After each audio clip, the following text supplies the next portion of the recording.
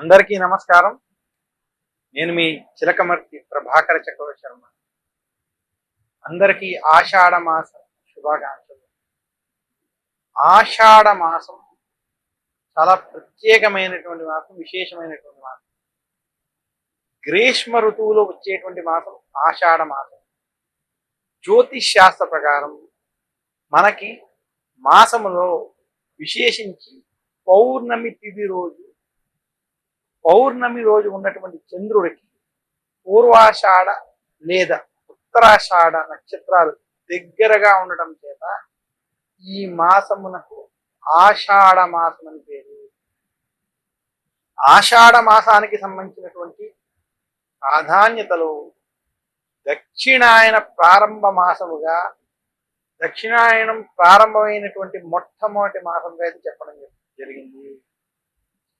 జ్యోతిష్ శాస్త్ర ప్రకారం సూర్యుడు సంవత్సరంలో 6 మాసములు ఉత్తరాయణంలో, 6 మాసములు దక్షిణాయనంలో సంచరిస్తాడని, ఉత్తరాయణ పుణ్యకాలం అలాగే ఉత్తరాయణ కాలం ఏదైతే ఉన్నదో అది శుభకార్యాలకు, యజ్ఞయాగాది క్రతువులు ఆచరించుకోవడానికి, అలాగే శుభకార్యాలు ఆచరించుకోవడానికి అనుకూలమైనటువంటి మాసాలుగా చెప్పబడ్డాయి. ఇంకా సూర్యుడు దక్షిణాయనంలో సంచరించేటువంటి 6 మాసాలు ఏవైతే ఉన్నాయో అవి విశేషంగా దేవతారాధనలకి చెప్పడం జరిగింది.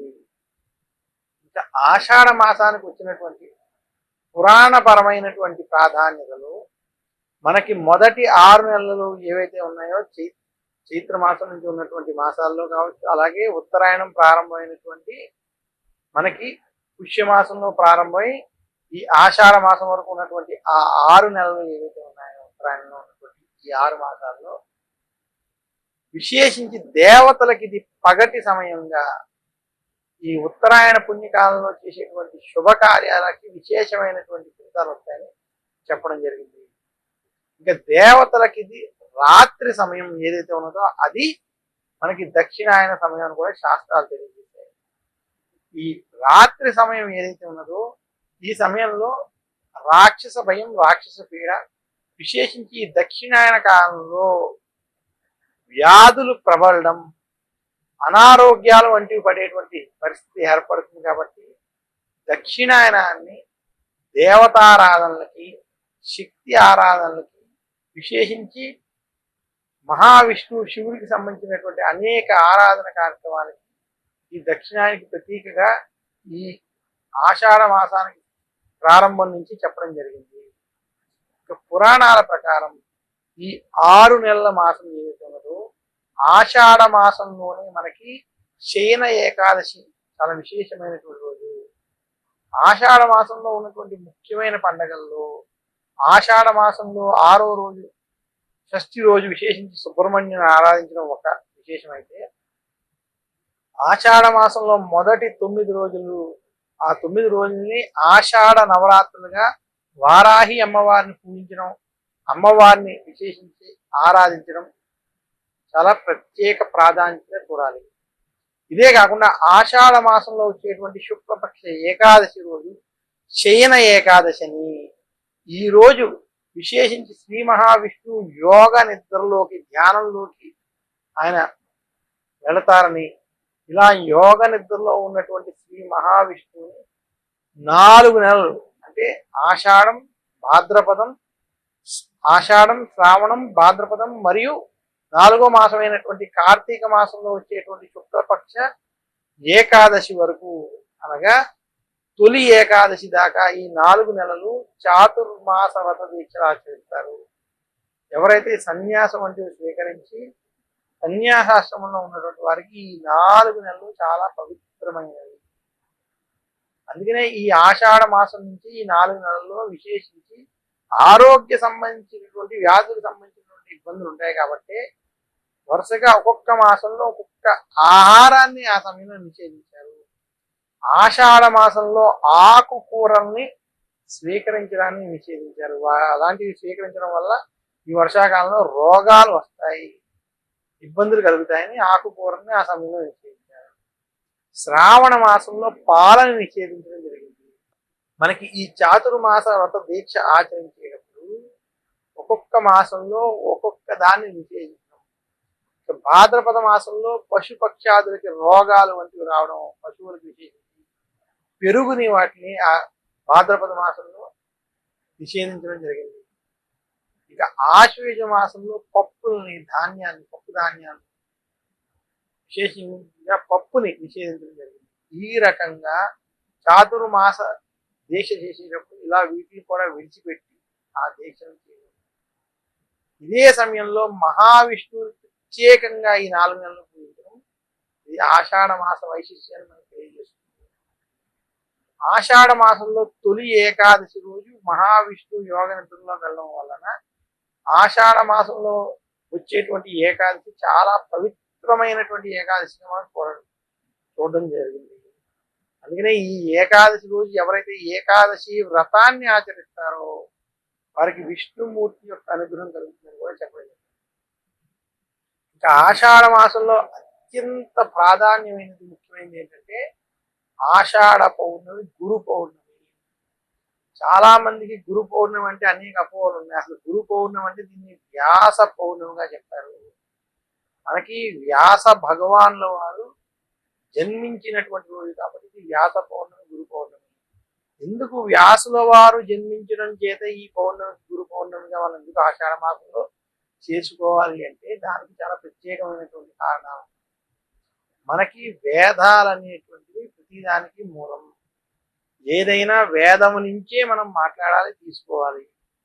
అలాంటి వేదాలు కలియుగంలో మానవులకి అర్థమయ్యేటువంటి స్థితి, చదువుకుని నేర్చుకునేటువంటి స్థితి కానీ జ్ఞానం కానీ అలాంటి శరీరాలు ఉండవు అని ముందుగానే గ్రహించినటువంటి వేదవ్యాసుల వారు ఆ వేదాలని విభజించడం చేత ఆ వేదాలని 4 భాగాలుగా ఋగ్వేదం, యజుర్వేదం, సామవేదం, అధర్వణ వేదం అనేటువంటి 4 భాగాలుగా ఆయన విభజించడం చేత ఆయన వేదవ్యాసుల వారు అయ్యారు.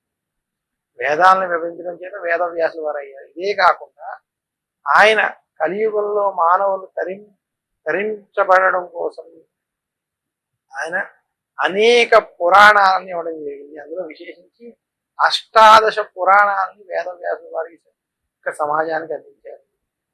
ఇదే కాకుండా మహాభారతాన్ని, భగవద్గీత వంటి వాటిని, భాగవతాన్ని వేదవ్యాసుల వారు మనకి అందించడం చేత ఆయనే మనకి జగత్తుకి కృష్ణం వందే జగద్గురు అని శ్రీకృష్ణుడు, అలాగే విశేషించి వేదవ్యాసుల వారిని ఈ రోజు విశేషంగా పూజించాలి, తలుచుకోవాలి, ఆయనకి తర్పణాలు వంటి వెళ్ళాలి. ఈ రోజు ఎవరైతే శ్రీకృష్ణుడిని, వేదవ్యాసుని పూజిస్తారో వారికి విశేషంగా గురువు యొక్క అనుగ్రహం కలుగుతుంది. ఇదే కాకుండా గురు పౌర్ణమి రోజు మీరు ఎవరి ద్వారా ఉపదేశాన్ని పొందారో, ఉపనయనమైనటువంటి వారు తండ్రి ద్వారా, అదే కాకుండా గురువుల ద్వారా ఉపదేశం పొందినటువంటి వారు కావచ్చు. అలాగే మనకు ఉన్నటువంటి 3 సిద్ధాంతాలు ఉన్నాయి, ద్వైతం, అద్వైతం, విశిష్టాద్వైతం. వారి యొక్క సిద్ధాంతాలని బట్టి, వారి యొక్క సిద్ధాంతాలకు సంబంధించినటువంటి ప్రమాణాలని బట్టి ఆయా సిద్ధాంతాలు అందించినటువంటి గురువులు ఎవరైతే ఉన్నారో, అంటే మనకి అద్వైతాన్ని అందించినటువంటి శంకరాచార్యులు వారు, ద్వైతం, విశిష్టాద్వైతం అందించినటువంటి మనకి మధ్వాచార్యులు వారు, రామానుజాచార్యులు వంటి గురువులు ఎవరైతే వారి పరంపర ద్వారా వచ్చేటువంటి గురువుల ద్వారా వచ్చినటువంటి ఉపాసన ఏదైతే ఉన్నదో అటువంటి గురువుల్ని ఈరోజు పూజించుకోవడం చాలా విశేషం. ఈ రకంగా గురు పౌర్ణమి రోజు, వ్యాస పౌర్ణమి రోజు ఇలాంటి గురువుల్ని పూజించి వారి ఆశీస్సులు పొందాలి. అలాగే ఎవరైతే వారి గురువుల ద్వారా వేదాధ్యయనం చేశారో, శాస్త్రాధ్యయనం చేశారో అటువంటి గురువుని సత్కరించుకోవడం, ఇవన్నీ కూడా ఆషాఢ మాస వైశిష్ట్యాన్ని మనకి స్పష్టంగా తెలియజేసేటువంటి విషయాలు. ఇంతటి విశేషం, ఇంతటి ప్రాధాన్యత ఉన్నది కాబట్టి ఆషాఢ మాసానికి ఎంతటి ప్రత్యేకత ఉంది. ఆషాఢ మాసంలో మొదటి 9 రోజులు అమ్మవారిని ఆరాధించి, విశేషించి వారాహి అమ్మవారిని పూజించాం. అలాగే మొదటి 9 రోజులు వచ్చినటువంటి 6వ రోజు సుబ్రహ్మణ్యేశ్వరుని ఆరాధించడం. ఇంకా ఆషాఢ మాసంలోని ఏకాదశి అయినటువంటి శయన ఏకాదశి, తొలి ఏకాదశి, ఏకాదశి వ్రతాన్ని, అలాగే ద్వాదశి వ్రతం ఆచరించేటువంటి వారు ద్వాదశి వ్రతాన్ని ఆచరించుకోవాలి. అందులోని ఏకాదశి వ్రతాన్ని ఆచరించేటప్పుడు ఉపవాస దీక్షలు వంటివి చేయడం, ఉపవాసం ఆచరించడం కూడా దశమి రోజు రాత్రి ఏకభుక్తంతో ఉండి ఏకాదశి ఉపవాసం ఉండి ద్వాదశి గడియలు సమీపించిన తర్వాత భుజించడం, ఆ రోజు అన్నదానం వంటివి చేసుకోవడం, ఈ రకంగా ఆచరించినటువంటి వారికి. అలాగే ఆషాఢ మాసంలో గురువుల్ని పూజించి గురువుపదేశాల వంటివి పొందడం ఇది చాలా విశేషం. ఆషాఢ మాసంలో ఆధ్యాత్మిక గురువుల ద్వారా శ్రవణ మననాదులు చేసుకోవడం, ఆ గురువుల యొక్క ఆశీస్సులు పొందడం, భక్తి మార్గాన్ని ఆధ్యాత్మిక మార్గాన్ని పెంపొందించుకోవడానికి ఆషాఢ మాసం దక్షిణాయనం చాలా ఉత్తమమైనటువంటి మాసాలు. అంటే ఈ మాసం నుంచే దక్షిణాయనం ప్రారంభమవడం చేత దక్షిణాయనంలో మనకి సూర్యుడు తన యొక్క కాంతిని తగ్గించుకుంటూ విశేషంగా వర్షాలు అలాగే చలికాలం వైపు ఈ కాలం వెళ్ళడం చేత సూర్యకాంతి లోపించడం వల్ల అది దృష్టిలో పెట్టుకుని ఆ రకమైనటువంటి శాస్త్రం ఆమోదించినటువంటి నియమాలన్నీ పాటించినటువంటి వారికి ఆ యొక్క నియమాలు పాటించడం చేత ఆరోగ్య ఐశ్వర్యాలు కలుగుతాయి. అందుకనే మనకి దక్షిణాయనంలో విశేషించి ఆషాఢ మాసంలో విష్ణు ఆరాధన, గురు ఆరాధన వంటివి చేయడం, శ్రావణ మాసంలో లక్ష్మీదేవిని, మంగళ గౌరిని అలాగే శివుణ్ణి ఆరాధించడం, భాద్రపద మాసంలో విశేషంగా విఘ్నేశ్వరుణ్ణి, దక్షిణాయనంలో విశేషించి అందులో కృష్ణపక్షంలో అయితే పితృదేవతల్ని ఆరాధించుకోవాలి. ఆ తర్వాత వచ్చేటువంటి ఆశ్వేజ మాసంలో విశేషంగా అమ్మవారిని దుర్గాదేవిని ఆరాధించడం, ఆ తర్వాత వచ్చేటువంటి కార్తీక మాసంలో శివారాధన చేయడం, ఇవి మనకి దక్షిణాయనంలో ఈ ఆరాధనలకి విశేషంగా ఈ పూజల యొక్క విశిష్టతను మనకి తెలియజేస్తాయి.